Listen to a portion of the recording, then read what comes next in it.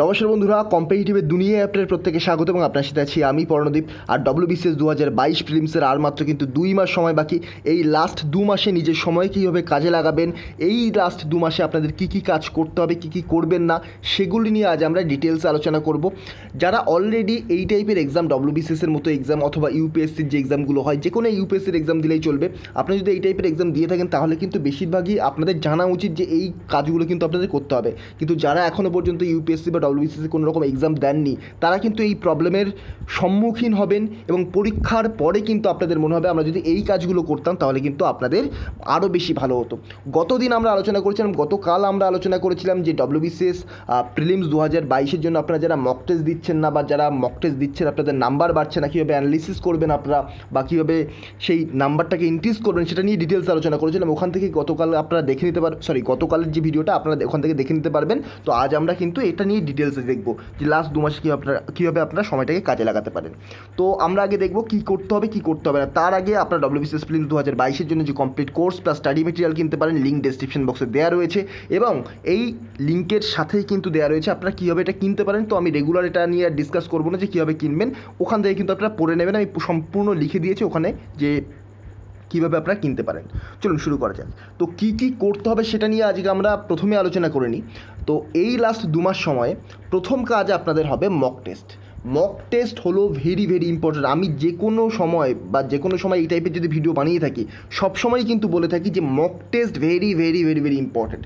এটা কিন্তু শুধুমাত্র যে এক্সামে টাইম ম্যানেজমেন্ট করতে হয়, WBCS প্রিলিমসে টাইম ম্যানেজমেন্টের খুব একটা বিশেষ গুরুত্ব থাকে না, তবুও কিন্তু মক টেস্ট খুবই গুরুত্বপূর্ণ। গতকালকে আমি বলছিলাম কেন মক টেস্ট গুরুত্বপূর্ণ, আপনারা দেখে নেবেন ওখান থেকে। মক টেস্টে কিন্তু আপনি আপনার অ্যাকিউরেসি জানতে পারেন, আপনার কত অ্যাটেম্প্ট করতে হবে এক্সামে সেটা আপনি জানতে পারছেন, আপনি কতগুলো ভুল করছেন সেগুলো জানতে পারছেন, আপনার উইক পয়েন্ট কোথায়, আপনার কোথায় স্ট্রং পয়েন্ট রয়েছে, আপনাকে কোনগুলোতে কাজ করতে হবে সেগুলো কিন্তু মক টেস্টের মাধ্যমে আপনি জানতে পারবেন। মক টেস্টে কম নাম্বার হলেও আপনার যদি সিলেবাস নাও শেষ হয়ে থাকে তবুও কিন্তু আপনি মক টেস্ট দিন। মক টেস্ট না দিলে কিন্তু নিজের যে ক্যাপাবিলিটি বা আপনার নিজের যে অ্যাবিলিটি সেটাকে আপনি অ্যানালাইজ করতে পারবেন না। তো মক টেস্ট মিনিমাম 30টা দিন এই লাস্ট 2 মাসে মিনিমাম 30টা মক দিন। কোনো রকম বইয়ের পিছনে ছুটবেন না যে এই বইয়ের মক ভালো, ওই বইয়ের মক ভালো। প্রত্যেকটা বইয়ের মক ভালো। যে কোনো বইয়ের মক সেগুলো কিন্তু প্রিভিয়াস ইয়ার্সের বেসিসেই বানানো হয়ে থাকে এবং প্রিভিয়াস ইয়ার্সের থেকে যদি কোশ্চেন কমন আসে তো ওখান থেকেই কিন্তু একটা চান্স থাকে যে কোশ্চেন কমন আসে। তো যে কোনো বইয়ের থেকে মক দিতে পারেন, যে কোনো 2টো বই কিনলেন, এক একটা বইতে 15 থেকে 20টা করে মক টেস্ট থাকে, মোটামুটি 30টা মক দিয়ে নেবেন। আর মক যেদিন দেবেন শুধুমাত্র সেই দিন শুধু মকই দেবেন, কারণ একটা মক অ্যানালিসিস করতে আমি কতদিন বলেছিলাম কীভাবে মক অ্যানালিসিস করবেন। আর একটা মক অ্যানালাইজ করতে কিন্তু মোটামুটি আপনার সারা দিন লেগে যাবে, 8 থেকে 10 ঘন্টা। ইভেন আপনার তাতেও হয়তো কুলোবে না এই একটা মক অ্যানালিসিস করতে। বাকি টাইমটা কিন্তু বাকি যে অন্য দিন সেগুলো কিন্তু আপনি পড়তে পারেন। 2 দিন আপনি পড়লেন, সাবজেক্ট রিভিশন করলেন, তারপরে মক দেবেন। আর মক দিলে কিন্তু শুধু হবে না, মকের অ্যানালাইজ করতে হবে। আপনি যদি মকের অ্যানালিসিস না করেন কোনো রকম লাভ নেই, আপনার মক দেওয়ার দরকার নেই। আপনি একেবারে ডিরেক্টলি পরীক্ষার খাতায় গিয়ে মক দেবেন, তার জন্য কোনো রকম দরকার নেই। কিন্তু মক যদি আপনি দিতে চান অবশ্যই অ্যানালিসিসটা করবেন, তবেই কিন্তু আপনার নাম্বার ইনক্রিজ করবে। এই লাস্ট 2 মাসে প্রিভিয়াস ইয়ার্সের কোশ্চেনগুলো, অন্তত লাস্ট 10টা বছরের প্রিভিয়াস ইয়ার্সের কোশ্চেন এবং মেন্সের লাস্ট 5টা বছরের প্রিভিয়াস ইয়ার্সের কোশ্চেন কিন্তু অবশ্যই একবার রিভিশন করে নেবেন। এখান থেকে কিছু কোশ্চেন দেখবেন ডিরেক্টলি কিন্তু কমন চলে আসবে। প্রিভিয়াস ইয়ার্সের লাস্ট 5 বছরের মেন্সের কোশ্চেন প্লাস লাস্ট 10 বছরের প্রিলিমসের কোশ্চেন। এগিয়ে চলো 2.0 চ্যানেলে কিছু কিছু সাবজেক্টে স্পেসিফিকভাবে করানো হচ্ছে। তাছাড়া দেখবেন এগিয়ে চলো এই চ্যানেলেও গত বছর আমি কিছু কিছু করিয়েছিলাম, গত বছর প্রিলিমসের আগে। আর তাছাড়া আপনারা গুগলে যদি সার্চ করেন তাও কিন্তু কিছু কিছু পেয়ে যাবেন, এইভাবে প্রিভিয়াস ইয়ার্সের পেপার পেয়ে যাবেন। এই নিয়ে কোনো রকম ইস্যু আপনাদের হবে না। এখন ইন্টারনেটের যুগ, হাতের কাছে সব কিছুই রয়েছে, আপনারা পেয়ে যাবেন। সোর্সের বা ম্যাটেরিয়ালের অভাব আপনাদের কিন্তু হবে না। রিভিশন খুবই গুরুত্বপূর্ণ। কোনো নতুন জিনিস দরকার নেই, শুধুমাত্র রিভিশন করবেন। এতদিন যা পড়েছেন সেগুলোই বারবার রিভিশন দিন। আর একটা জিনিস আমি সবসময় বলি, যে সাবজেক্টের অকাজ যতটা সেই সাবজেক্টকে কিন্তু ততটাই গুরুত্ব দিন। যেমন দেখুন, আপনার ইংলিশ ধরুন দুর্বল রয়েছে, আপনি শুধু ইংলিশে গ্রামার পোর্শনটা এবং ভোকাবুলারি কিছু দেখে নিন। আপনি 2 মাসে কিন্তু বিশেষ কিছুভাবে ইংলিশকে ইমপ্রুভ করতে পারবেন না যদি আপনি সারাদিন বা একটা ম্যাক্সিমাম টাইম ইংলিশের পিছনে না দেন। আপনি যদি ইংলিশের পিছনে ম্যাক্সিমাম টাইম দিতে চান সেক্ষেত্রে কিন্তু আপনার পলিটি, হিস্ট্রি, জিওগ্রাফি এই পোর্শনগুলো উইক হয়ে যাবে। লাস্ট কয়েক দিনে কিন্তু আপনি সেগুলোকে রিভিশন করতে পারবেন না। হয়তো ইংলিশে আপনার প্রথমে নাম্বার আসছিল 10, সেইখান থেকে নাম্বার আপনার 16 আসলো, কিন্তু আপনার হিস্ট্রিতে যে 50-এর মধ্যে দেখা যাচ্ছিলো আপনার 40 থেকে 45 নাম্বার আসছিলো, সেই নাম্বারটা কিন্তু দেখা গেল আপনার 35। সেখানে যে পলিটি ইকোনমি সেখানে 25-এর মধ্যে 20 আসছিলো, সেখান থেকে আপনার হয়ে গেল 18। এটাকে আপনি অ্যানালিসিস করবেন একটা প্রপার ওয়েতে, লজিক্যাল ওয়েতে অ্যানালিসিস করবেন যে এখান থেকে আপনার যদি এত নাম্বার বাড়তে পারে, এখান থেকে এত নাম্বার কমতেও কিন্তু পারে। শুধুমাত্র একটা সাইড অ্যানালিসিস করবে না, তাহলে কিন্তু ভুল করবেন। তো তেমনইভাবে কিন্তু কারেন্ট অ্যাফেয়ার্স, আপনারা শুধুমাত্র কারেন্ট অ্যাফেয়ার্সের উপর অনেকটাই জোর দেন। আমি জানি প্রত্যেকটা স্টুডেন্টই কিন্তু কারেন্ট অ্যাফেয়ার্সের উপর জোর দেয়, কিন্তু যারা অলরেডি এই টাইপের পরীক্ষা দিয়েছে, এসএসসির এক্সাম বা অন্যান্য পরীক্ষাও অলরেডি দিয়েছে, তারা কিন্তু জানে, বা যারা এক্সাম ক্লিয়ার করেছে তারা কিন্তু জানে যে কারেন্ট অ্যাফেয়ার্সকে ঠিক ততটাই গুরুত্ব দেওয়া উচিত কারেন্ট অ্যাফেয়ার্সের যতটা অকাত। কারণ কারেন্ট অ্যাফেয়ার্স আপনি প্রচুর পড়ছেন, আমি কম্পাইলেশন দিয়ে দিয়েছি, তবুও কারেন্ট অ্যাফেয়ার্স আপনি যতই পড়ুন না কেন, দেখা যাবে হয়তো 20টা কারেন্ট অ্যাফেয়ার্সের মধ্যে থেকে দেখা যাবে 10 থেকে 12টা কারেন্ট অ্যাফেয়ার্সই আপনি করতে পারছেন।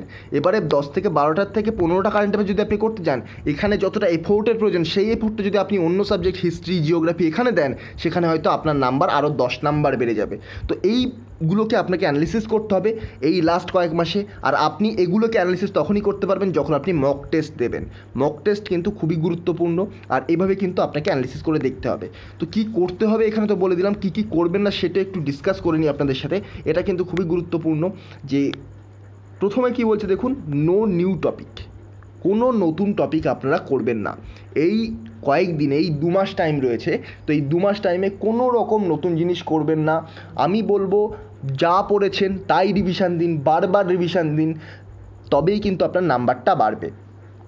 তাছাড়া আমি একটু আগে যেটা বলছিলাম যে ইংলিশে যতটা অকাত, সাবজেক্টে যতটা অকাত, সেই অনুযায়ী গুরুত্ব দিন। আমি এখানে আরেকটা কথা বলবো, পলিটি ইকোনমির ক্ষেত্রে। পলিটিতে দেখবেন প্রিলিমসে কিন্তু ম্যাক্সিমাম 14 থেকে 15টা কোশ্চেন, এবং ইকোনমিতে কিন্তু ম্যাক্সিমাম 10টা কোশ্চেন থাকে। ইকোনমির 10টা কোশ্চেনের মধ্যেও কিন্তু কনসেপচুয়াল কোশ্চেন কিছু থাকে, আর 2 থেকে 3টে কোশ্চেন কিন্তু কারেন্ট অ্যাফেয়ার্স বেস থাকে। কারেন্ট অ্যাফেয়ার্স বেস যে কোশ্চেনগুলো থাকে তার বেশিরভাগ সময় দেখা যায় যে এই কারেন্ট অ্যাফেয়ার্স বেস কোশ্চেনগুলো কোথা থেকে এসছে সেটাই খুঁজে পাওয়া যায় না। কনসেপচুয়াল কোশ্চেনগুলো কিন্তু আপনারা অনায়াসে অ্যাটেম্প করতে পারবেন, যারা আমার কোর্স কিনেছেন। ও কনসেপচুয়াল কোশ্চেন ওর মধ্যে থেকেই চলে আসবে, আশা করা যায়, ম্যাক্সিমাম চান্স রয়েছে। বা আমার ইউটিউবে যে ফ্রি ক্লাস রয়েছে সেখান থেকে দেখলেও আপনার কনসেপ্ট অনেকটাই কিন্তু ক্লিয়ার হয়ে যাবে। পলিটিতে যে 14 থেকে 15 নাম্বার, আপনি যদি বলেন এই পলিটিতে 14 থেকে 15 নাম্বার তোলার জন্য আমি লক্ষ্মীকান্ত পড়বো, সেটা কিন্তু একেবারে মূর্খামি হবে। তার কারণ লক্ষ্মীকান্ত জানেন আপনারা কত পেজ, 700-800 পেজ তো মিনিমাম হবে। আর লক্ষ্মীকান্তের প্রতিটা লাইন ইম্পর্টেন্ট। লক্ষ্মীকান্তে এমন নয় যে আপনি দাগিয়ে রাখলেন এই লাইনটা পড়বেন, এই লাইনটা পড়বেন না রিভিশনের সময়, সেটা কিন্তু লক্ষ্মীকান্তে পসিবল হয় না। লক্ষ্মীকান্তের প্রতিটা লাইন থেকে, প্রতিটা শব্দ থেকে কিন্তু কোশ্চেন পসিবল এবং কোশ্চেন আসতে পারে। তো সেহেতু কিন্তু পরীক্ষার এই লাস্ট 2 মাসে লক্ষ্মীকান্ত পড়ার কোনো রকম মানে হয় না। সেক্ষেত্রে পলিটির ক্ষেত্রে আপনি WBCS ম্যানুয়াল বা ক্র্যাক WBCS বা এই টাইপের যদি কোনো রকম ম্যানুয়াল বই থাকে, সেগুলোকে আপনি রিভিশন দিতে পারেন। বা ছোটোখাটো যদি কোনো বই থাকে, খুব তাড়াতাড়ি আপনি একদিনের মধ্যে পলিটিকে রিভিশন করতে পারছেন, সেরকম বই আপনি পড়ুন। তার কারণ দেখুন, পলিটির অকাত WBCS প্রিলিমসে মাত্র 14 থেকে 15 নাম্বার, সেখানে হিস্ট্রির অকাত দেখুন মাত্র নয়, হিস্ট্রির অকাত দেখুন 50 নাম্বারের, জিওগ্রাফি দেখুন 30 নাম্বারের কাছাকাছি কোশ্চেন জিজ্ঞাসা করা হয়, সায়েন্স দেখুন মোটামুটি 26-27টা কোশ্চেন কিন্তু জিজ্ঞাসা করা হয় সায়েন্স থেকে। তাহলে বুঝে দেখুন, এখানে 30, 26, 27, এখানে 50 নাম্বারের বেশি আপনি জোর দেবেন, নাকি লক্ষ্মীকান্ত সারাদিন ধরে পড়বেন। লক্ষ্মীকান্ত একবার কিন্তু থরলি শেষ করতে গেলে আপনার মোটামুটি মিনিমাম তো 7 থেকে 8 দিন তো লাগবেই, যদি আপনি প্রপার লাইন বাই লাইন শেষ করতে চান। আর লক্ষ্মীকান্তের প্রত্যেকটা পয়েন্ট কিন্তু ইম্পর্টেন্ট থাকে। তো এই ভুলগুলো করবেন না, এগুলো কিন্তু স্টুডেন্টরা সাধারণত করে থাকে, এগুলো বুঝতে পারে না কী করব না, তো কনফিউশনে পড়ে যায়। যারা প্রথমবার অ্যাটেম্প করে তারা ভয় পেয়ে যায়, যদি কোশ্চেন আমার কমন না আসে WBCS ম্যানুয়ালে, এই যে লাস্ট রিভিশন দিচ্ছি, কোশ্চেন কমন না আসলেও WBCS ম্যানুয়াল বা যে কোনো বই থেকে আপনি যদি রিভিশন করলে কিন্তু আপনি অলরেডি আগে যেগুলো পড়েছেন সেগুলো কিন্তু আপনার মাথায় ক্লিক করবে, সেখানে কিন্তু আপনি কারেক্ট অ্যাটেম্প করবেন। এই নিয়ে ভয় পাওয়ার কোনো কিছু নেই।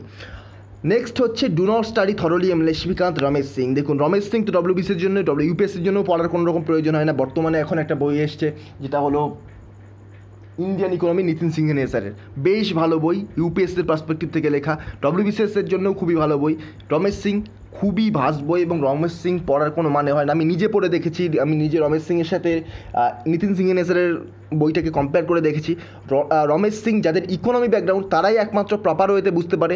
তাছাড়া আমি এমন স্টুডেন্ট রয়েছে, আমার একজন বন্ধু ছিল যার ইকোনমি ব্যাকগ্রাউন্ড, সেও কিন্তু রমেশ সিং পড়তে খুবই দ্বিধা দেখায়। তো রমেশ সিং কিন্তু অতটাও ভালো নয় অ্যাসপিরিয়েন্টদের জন্য, যাদের ইকোনমি ব্যাকগ্রাউন্ড, যারা ইকোনমি নিয়ে ফিউচারে পড়তে চায় তাদের জন্য ঠিক আছে রমেশ সিং, কিন্তু রমেশ সিং কিন্তু এই কম্পিটিটিভ এক্সামিনেশন জন্য অতটাও প্রেফারেবল নয়। শুধুমাত্র টপাররা আগে থেকে বলে রেখেছে রমেশ সিং, সেহেতু কিন্তু রমেশ সিং যে বইটা কিন্তু অতটাই ফেমাস হয়েছে, কিন্তু পরীক্ষার পার্সপেক্টিভ থেকে কিন্তু অতটাও গুরুত্বপূর্ণ নয় রমেশ সিং, যতটা আপনাদের নিতিন সিংহানেসারের বই বা তুজাম্মেল হোসেনের বই WBCS এর জন্য, সেগুলো কিন্তু বেশি গুরুত্বপূর্ণ আমার মতে। আপনাদের মত আলাদা হতে পারে, কিন্তু আমার মতে রমেশ সিং কিন্তু অতটা রেলিভেন্ট নয়। তো এরকম পরীক্ষার আগে কিন্তু এই এম লক্ষ্মীকান্ত রমেশ সিংয়ের মতো ভাস্ট বই পড়তে বসবেন না, জিওগ্রাফিতে মাজিদ হোসেনের মতো বই পড়তে বসবেন না। চেষ্টা করুন যতটা কম সময় সম্ভব রিভিশন কমপ্লিট করার। যে কোনো সাবজেক্টে দু মাসে মিনিমাম আপনাকে 2 থেকে 3 বার রিভিশন দিতে হবে। প্রত্যেকটা টপিক দেখতে হবে কিন্তু 2 থেকে 3 বার। কীভাবে দেখবেন? আপনি 2 দিন পড়ছেন, 1 দিন মক দিচ্ছেন। এই 2 দিন পড়লে একটা সাবজেক্ট পড়ে নিন, একটা সাবজেক্ট 2 দিনে খুব ভালোভাবে পড়তে পারবেন। আপনি যদি রিভিশনটা ঠিকভাবে করতে চান তাহলে অলরেডি যদি আগে থেকে ভালো করে পড়া থাকে তাহলে কিন্তু রিভিশনটা ভালোভাবে করতে পারেন। আর যদি আপনার রিভিশনটা আপনি আরও ভালো করে করতে চান সেক্ষেত্রে আপনাকে প্রথম রিভিশনের সময় একটু হাইলাইট করে রাখতে হবে যে সেকেন্ড রিভিশনে আর একটু যাতে কম সময় লাগে। তো এইরকমভাবে কিন্তু পয়েন্ট আকারে আপনাকে এগোতে হবে। তো অবশ্যই এম লক্ষ্মীকান্ত, রমেশ সিং, তারপরে ওই যে মাজিদ হোসেন, এরকম কিন্তু যে বড় বড় বইগুলো রয়েছে, খুব মোটা মোটা যে বইগুলো রয়েছে, এগুলোর পিছনে ছুটবেন না। কারেন্ট অ্যাফেয়ার্স, যেটা আমি একটু আগেই বললাম, কারেন্ট অ্যাফেয়ার্স যতটা দরকার ততটাই পড়ুন। WBCS প্রিলিমসের প্রিভিয়াস ইয়ার্সের কোশ্চেন অ্যানালিসিস করুন। তো তারপরেই কিন্তু কারেন্ট অ্যাফেয়ার্সে আপনি একটা নাম্বার পাবেন। কারেন্ট অ্যাফেয়ার্সের নাম্বার কিন্তু ম্যাটার করে না। কারেন্ট অ্যাফেয়ার্স, ইংলিশ, এই সমস্ত সাবজেক্ট, এই সমস্ত যে পোর্শান, এই পোর্শনের নাম্বার কিন্তু প্রায় বেশিরভাগ স্টুডেন্টের সেম থাকে। এগুলো আপনাকে ঠিক করবে না যেটা আপনি ওপরে যাচ্ছেন বা আপনার র্যাঙ্ক নিচে যাচ্ছে। ঠিক করবে হিস্ট্রি, জিওগ্রাফি, পলিটি, ইকোনমি, এই সাবজেক্টগুলো কিন্তু, সায়েন্স, এই সাবজেক্টগুলো কিন্তু ঠিক করবে আপনার র্যাঙ্ক কতটা আগে যাবে বা আপনার র্যাঙ্ক কতটা পিছনে আসবে WBCS প্রিলিমসের ক্ষেত্রে। এবারে আপনি যদি ইংলিশে খুব ভালো হয়ে থাকেন বা আপনি যদি কারেন্ট অ্যাফেয়ার্স কমন পেয়ে গেলেন লাখের জোরে, তো সেক্ষেত্রে কিন্তু আপনার এগিয়ে যাওয়ার চান্সটা কিন্তু অনেকটাই বেশি থাকে। কিন্তু যেগুলো লাখের ওপর ডিপেন্ড করে রয়েছে, যেমন ধরুন কারেন্ট অ্যাফেয়ার্স, ইংলিশের ভোকাবুলারি, এগুলো আপনার লাখের ওপর ডিপেন্ড করছে। আপনার দেখা গেল সেই দিন এমন কোশ্চেন আসলো যে আপনি কিছুই জানেন না, আবার দেখা যেতে পারে যে সেই দিন আপনার প্রত্যেকটা কোশ্চেন, আপনি যে টপিকগুলো পড়েছেন সেগুলো কমন চলে আসলো। সেক্ষেত্রে কিন্তু আপনার তো একেবারে সোনায় সোহাগা হয়ে যাবেন। তো সেক্ষেত্রে অসুবিধে নেই, কিন্তু কারেন্ট অ্যাফেয়ার্সকে যতটা গুরুত্ব দেওয়া দরকার ততটাই গুরুত্ব দিন, যতটা অকাত ততটাই গুরুত্ব দিন সাবজেক্টকে। ম্যাথ জিআইতে শর্ট ট্রিক্সের পিছনে ছুটবেন না। লাস্ট 2 মাসে আপনি ভাবছেন আমার বড় ট্রিক্স বা আমার প্রত্যেকটা নিয়ম জানা নেই। আপনি পরীক্ষায় এনাফ টাইম পাবেন, ম্যাথ জিআই অনায়াসে করতে পারবেন। আর WBCS প্রিলিমসে কিন্তু খুব টাফ ম্যাথ জিআই দেয় না, শুধুমাত্র কয়েকটা কিন্তু সিলক্সের কোশ্চেন, তাও কঠিন দেয় না। মোটামুটি যদি সিলক্সের কোশ্চেন দেয় তাও কিন্তু কঠিন দেওয়া হয় না। ওই দেখবেন বৃষ্টি, বাংলায় টার্মটা আমার ঠিক খেয়াল নেই, ওটাকে দেখবেন স্টেটমেন্ট দেওয়া থাকে, এরকম একটা স্টেটমেন্টের বলা হয় যে এর বেসিসে একটা অ্যান্সার নির্ধারণ করুন। তো এই টাইপের কোশ্চেনগুলো একটু কনফিউজিং হয়। তো সাধারণত দেখা যায় বেশিরভাগ শিফটে যে এক্সামগুলো হয়, মানে WBPর এক্সাম, WBCS এর এক্সাম, এই কোশ্চেনগুলো কিন্তু ক্যান্সেল হয়ে যায়, কারণ এমন এমন অপশান দেয় কিন্তু সেগুলো প্রত্যেকটাই উল্টোপাল্টা অপশান থাকে। তো ওইগুলো নিয়ে মাথা ঘামাবেন না, অত 2-1টি কোশ্চেনের জন্য কিন্তু সারাদিন পড়ে থাকবেন না। আর ম্যাথ জিআইতে শর্ট ট্রিক্স নয়, ম্যাথ জিআইতে স্পেশালি ম্যাথের ক্ষেত্রে কিন্তু আপনি বড় নিয়মে অঙ্ক করুন। আপনি যদি শর্ট ট্রিক্স শিখতে যান, যদি সামান্য একটু কোশ্চেনের প্যাটার্ন পাল্টে দেওয়া হয়, আপনি যদি বুঝতে না পারেন, সম্পূর্ণ কিন্তু কোশ্চেন ভুল যাবে। আর যারা দেখবেন সিজিএলও ক্র্যাক করে, সিজিএলএ খুব ভালো র্যাঙ্কও করে, আমি নিজে ইভেন সিডিএসের এক্সাম দিয়েছি, তো সেক্ষেত্রে কিন্তু মাথায় রাখবেন কোনো রকম শর্ট ট্রিক্স ইউজ করতে নেই। শর্ট ট্রিক্স ইউজ করলে কী কী প্রবলেম হয় আমি বলে দিচ্ছি। ধরুন একটা শর্ট ট্রিক্সে এরকম বলে দিয়েছে যে অ্যাভারেজ ভেলোসিটি, আপনি পড়ে গেছেন অ্যাভারেজ ভেলোসিটি, এই যে ফর্মুলা যেটা রয়েছে, এই ফর্মুলা আপনি পড়ে গেছেন। তো সেই ফর্মুলা থেকে সামান্য যদি একটু কোশ্চেন চেঞ্জ করে দেওয়া হয়, সেক্ষেত্রে কিন্তু আপনার কোশ্চেন সম্পূর্ণ ভুল হয়ে যাবে।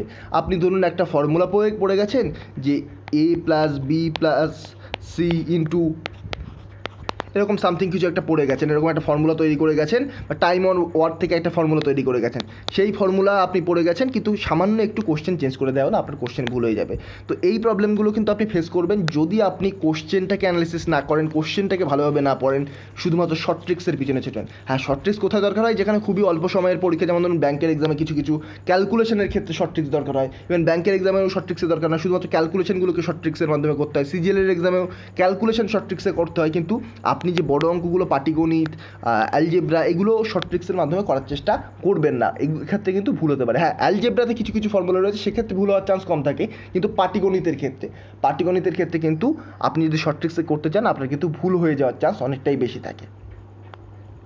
তো এগুলো আমি আলোচনা করলাম কি করবেন কি করবেন না। এভাবে যদি আপনি লাস্ট 2 মাসকে কাজে লাগাতে পারেন তাহলে কিন্তু অবশ্যই আপনার নাম্বার ইনক্রিজ করবে। আপনি আজ যে নাম্বার মক টেস্টে পাচ্ছেন, এক্সামে কিন্তু তার থেকে অনেক নাম্বার বেশি পাবেন এবং আপনার সিলেকশনের চান্স কিন্তু অনেকটাই বেড়ে যাবে। তো এইভাবে চেষ্টা করুন নিজের যে টাইম টেবিল সেখানে এই যে পয়েন্টগুলোকে ইমপ্লিমেন্ট করার। যদি আপনার এই যে পয়েন্টগুলো এগুলো যদি পছন্দ হয়ে থাকে, আপনার পছন্দ না হলে কোনো রকম দরকার নেই, কোনো এক্সট্রা চাপ নেওয়ার দরকার নেই, যে ক্ষেত্রে আপনার ভালো লাগবে সেটাই করার চেষ্টা করুন। কারণ আপনি যদি এই পয়েন্টগুলোকে পছন্দ না হয়, আপনি যদি ভয়ে ভয়ে এইগুলো করার চেষ্টা করেন, সেক্ষেত্রে কিন্তু কোনো রকম লাভ হবে না। তো এই ছিল কিছু ইম্পর্টেন্ট পয়েন্ট। যদি ভিডিওটা ভালো লেগে থাকে, এই ধরনের ভিডিও আরও পাওয়ার জন্য চ্যানেলটিকে সাবস্ক্রাইব করতে ভুলবেন না। আজকের মতো গুড বাই, নেক্সট ভিডিওতে আপনার সাথে আবার দেখা হবে। Thank you.